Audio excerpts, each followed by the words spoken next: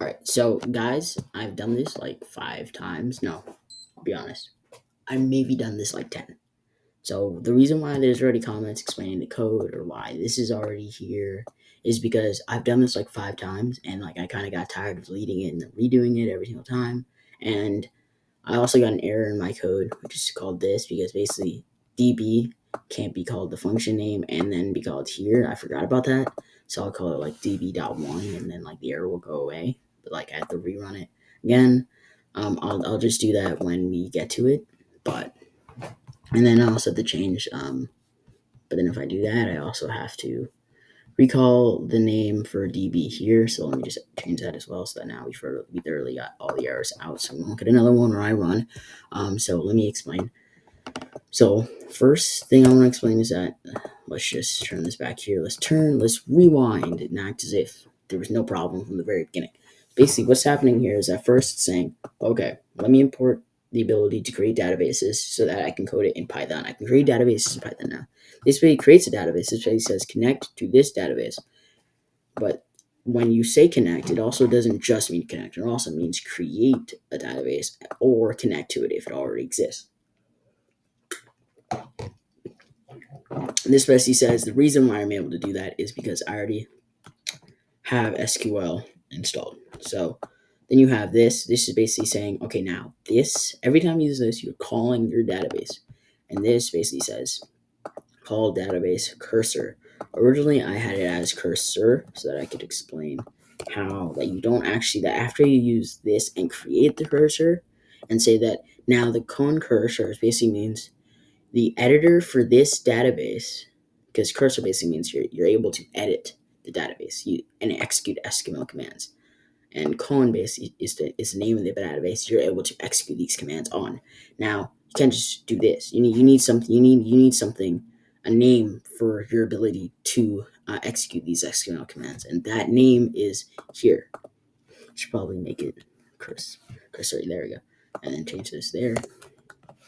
So now it's all that. So basically this basically says I basically just explained that. So now so now you can also, it doesn't need to actually be named cursor. You could just change it to curs, and it also will work as well.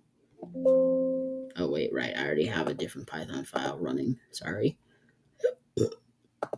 excuse me. I just had a drink of water because my throat is super raspy right now. I'm not exactly sure why. And it just, as I said, it'll just run and say database create. I'll explain why it's just saying that instead of anything else. But this, by it saying that, it means that it ran correctly. So this basically says execute an SQL command.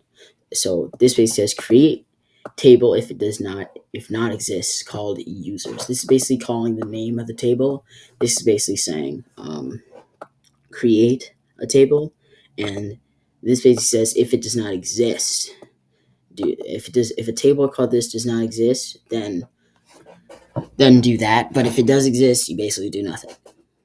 My database obviously exists, which is why there's a file called my database.db. Whoa, yeah, sorry, I have touchscreen on, so like it just zipped all the way back there. Let me just bring it all the way back there, yeah, so you can see it there. That's basically what it will look like. Well, it'll look different depending on what your database thing is, but because like this won't be the exact same. It'll look a little bit different. I made it visualize as a text file, and obviously not obviously an SQL database cannot present itself as a text file. I'm not exactly sure why I decided that's how it should be viewed, but I did that in the spur of the moment so that I could show you guys what it would look like, and in some of the first videos, and I realized that I should have chose probably a different format to present it. This is basically to explain. This is basically an explanation of this. So as you can see, every single person has a 1, 2, 3. That's basically this. Auto increment basically just means automatically increase the number per every user. And this basically creates an ID for every single user. So your user 1, your name is Bob. Your Gmail is this. This basically says it can't be empty. So basically, your name can't be empty in the database. There has to be some value for you in this line. And this basically says text, and this basically has to be an integer. So then now, what is that? What is this right here? What is this doing? This says that it has to be unique. That means that I can't go over here and say, now Bob, that this can't happen. This will give you an error because there can't be two people with the Gmail that are the same, because Google doesn't allow you to do that, and for very good reason, because it would completely screw up how. Because what if someone with the same name also happen to have the same Gmail? Well, those chances are extremely small. They would also have very big consequences, as like now two people could be getting each other's emails, which is a very big problem. So like it has to be unique. You can't have the same thing. So this will run correctly, but this will not. And of course, since someone can of course have the same name, you can't do unique for that, because that wouldn't make any sense, because two people can have the same name. There's probably another guy all the way out there somewhere that has the same name as me, but probably does not have the same Gmail as me, because that's how Google works. You can't have the same Gmail. And this basically says execute whatever this. There are tons of other ones, but I'll just be going over this for today, and I'll expand on. And if you have any questions on any of the other ones, you can of course comment it, and I will of course try my best to get back to you and explain the other ones as well. This basically says commit changes done, which basically means save the creation of this table. That's what this says, and then close connection to the table. This basically undoes what this does, because this doesn't undo. That's a bad phrase to use. This basically opens a connection. So imagine it like imagine you have. I actually have no good example for this actually. Imagine there's a tunnel, and like on both ends there's a little door, and you can lock it. Okay, and basically this says open the door. This basically opens the door on one end. It opens both doors. It creates it opens a door at one end and basically says now you're allowed in. This basically actually no. Imagine there's a tunnel that leads to a database, and then there's a door on the other end where you're able to open and close it. This basically opens the door or creates the database at the end. It basically creates the tunnel in the first place. And then this here says this basically says, okay, now let's close the tunnel. Let's close the door and submit all changes made. That basically ends all connection, and you can of course recreate a connection, but this basically says I'm done editing the database. I will now code something else. It's good to do this. It allows you to have clear structure for what is your SQL code and what is someone else's, or what is some other code. Clear, concise, and easy. And then this basically prints this. So how coding works is that it executes this first and then will execute this. So if there's an error here, if there's an error above this, it won't be able to run this, which is why you know that it worked correctly if it manages to run this. So now that you've gotten a full rundown, little shaboodle over how this all works, as well as the fact that when you do something like this, you can of course change the name to DB. I've done this like 1,000 times, which is why Copilot is giving me the same thing I did before. You can of course change the name here to whatever you want. But in this example, that is bad, because as I did at the very beginning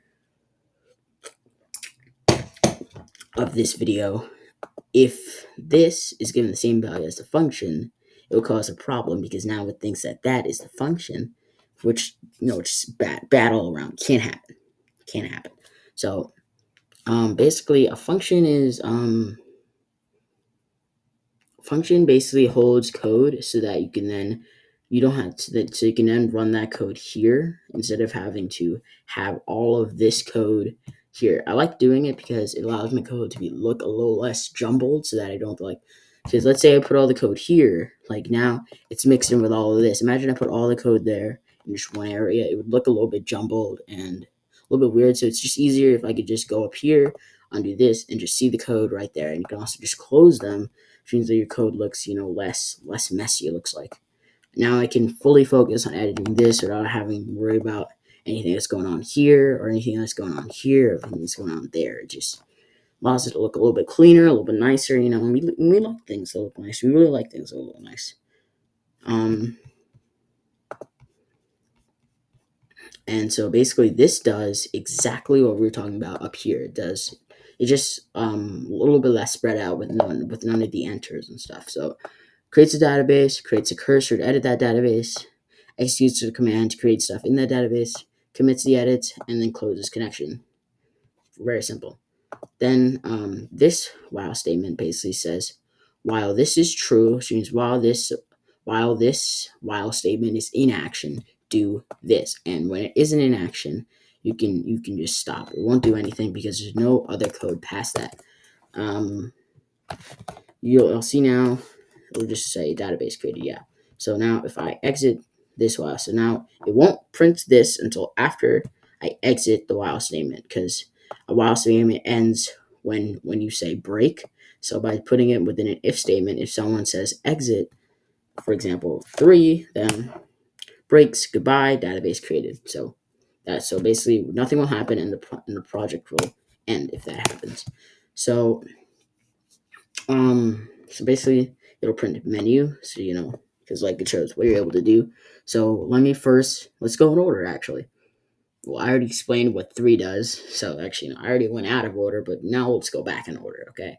So let's go to register first. So first it says, creates an if statement saying, if your choice to this, so this is choice, it's basically an input. You can say input to int, but since that's, you can set input to int so that you don't have to do this whole thing with that, but for this example, we're just going to keep it as a string.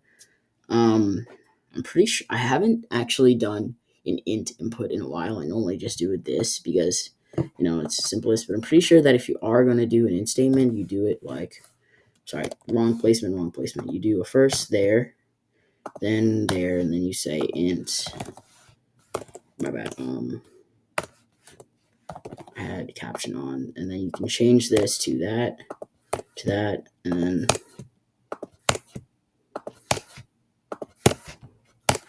there you go. Now it's there, and I'm pretty sure this will work. I haven't done it in a while, so I'm not 100% sure whether this will work. I hope it works. No, it does not work. I will figure out how to get this to. Wait, no.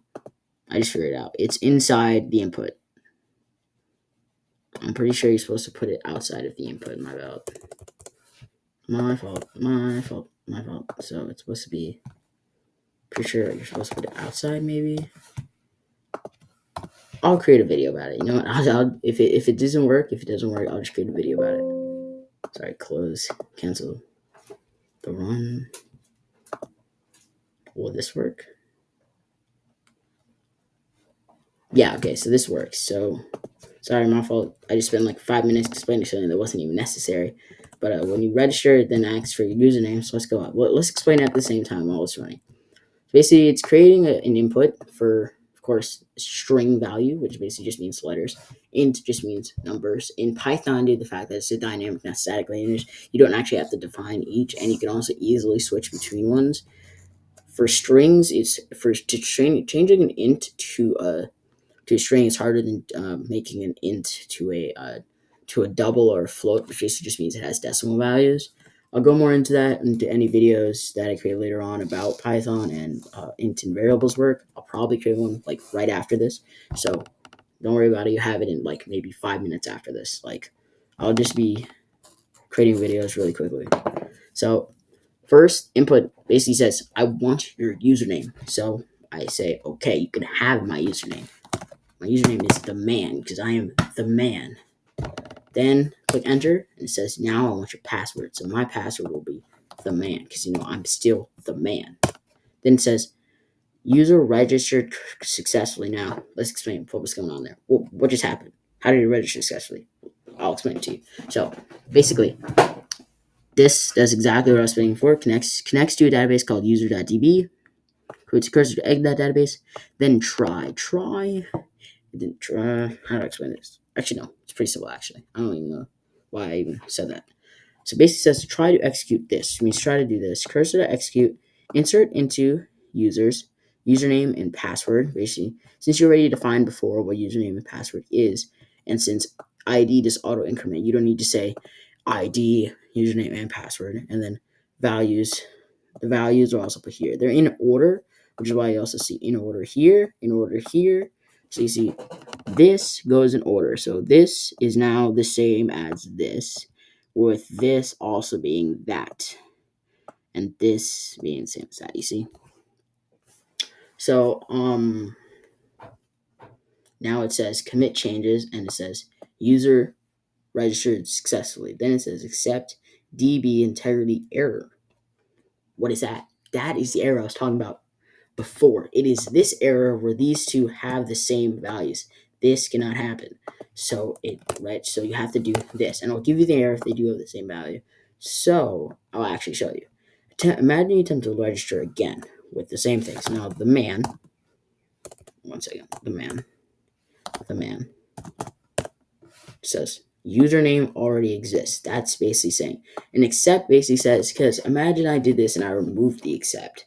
Without the accept, it would give me an error saying, yeah, these people have the same names. You can't do that. So run an error and tell it to me. But instead of running an error to me, instead prints this. And then after, and now if there is no accept, no error with anything that happens, it'll finally close the connection. Boom. Boom. Mind exploded. Now we'll move on to 2. What's happening here? First, same thing as before. Asks for an input. Let me just close these. Asks for an input from the user. What's your username? Of course, you know what my username is. It's the man. I actually should make my channel called The Man, but you know what? I won't do that. It's a little bit too self-centered for me. But of course, I am the man. Let's just, So first, as you know before, creates a connection, creates a cursor to edit, then says select. Now, we have not done this. Oh my god, what is it saying? Oh my god, my brain. What is happening? No. Don't have that happen. So basically says select from. Oh wait. Go select from users where username and password. Basically means find where this username is and this password is, and then if they work, and then user fetch. So if this is executed successfully and it's able to fetch the correct data, then close connection.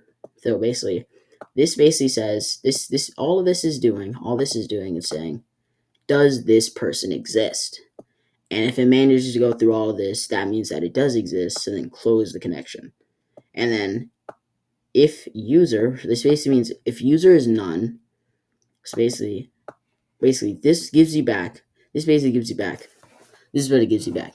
There is no user created, or there is a user created. So then it will say, okay, whatever it got from that should be put into here, should be valued in here. And this if statement is basically saying if user is equal to anything besides none. Because you can set variables to none values, which just means they're completely empty. They have no value. It isn't setting the value of a variable to 0. It's literally just saying you store no data, because storing 0 means you're storing something. You're storing 0, and you can change that. You're storing an int, which is an integer, and the integer you're storing is 0. So that you're still storing something if you're storing 0. But if you're storing none, that literally means you have nothing in your thing. So if user has, so basically by saying this, you're saying if it has anything beside, if you literally have any value, then say welcome back user. This is basically just identifying. F just allows you to input variables into your thing, or you have to do this whole complicated thing where you add another thing in there, and then you have to remove this, and then and you have to do. I haven't done this in a while, so I'm pretty sure you have to put plus or something in between, and then put another plus there, and then do. As you can see, this takes a lot longer than just putting an F and having one whole statement. So a little bit simpler than doing that, and a little bit faster. Let me just a couple ZZs, a couple Control Z, and you'll be back to where it was right from the beginning. So that it just allows for quicker coding, and it doesn't take as long. And then, of course, you have else, which basically means if the person's username is none, if they have absolutely no value in the database, then say, okay, you have an invalid password or username, and you're not in the database. That's basically what it says. You're not here. Maybe you go register. Yeah. You invalid username or password. Please try again or register. Yeah. So let's just click enter. It'll say, yeah, welcome back, the man, because I'm in the database, and shooting the room to bang. So I can actually rerun so that you can see our edits. So I'll sign in. And actually, no, I'll just sign in, and it won't work. So I'll just do the man. But you see, since I created a database, there will be a DB file called user.db configure editor. Oh no, there isn't any option besides text editor. I forgot about that. So because I already created the database and it already holds value, if I actually go back and do the man and the man again. Oh, I know, right? That's select option. That's a little rerun there. That's my bad. I have to rerun again. My fault. So let's just choose option dot login because there's already database storing these thing. Because oh no, I put the man. It's supposed to be the man. So yeah, let me go back again to log in. So that actually, by accident, I actually showed what I was originally trying to say. That if you edit the code, it then says that again. But let's do what I was trying to do before and do the man and the man. And it will say, yeah, welcome back, the man. That's because it isn't being stored within the Python code like class. It's actually being stored somewhere else, like in the actual database. So it's a really cool way to have permanent storage in your code, and could be used in multiple different coding projects and it could allow you to create more interesting coding projects where you have more permanent data to use. Thank you for watching, and have a great day.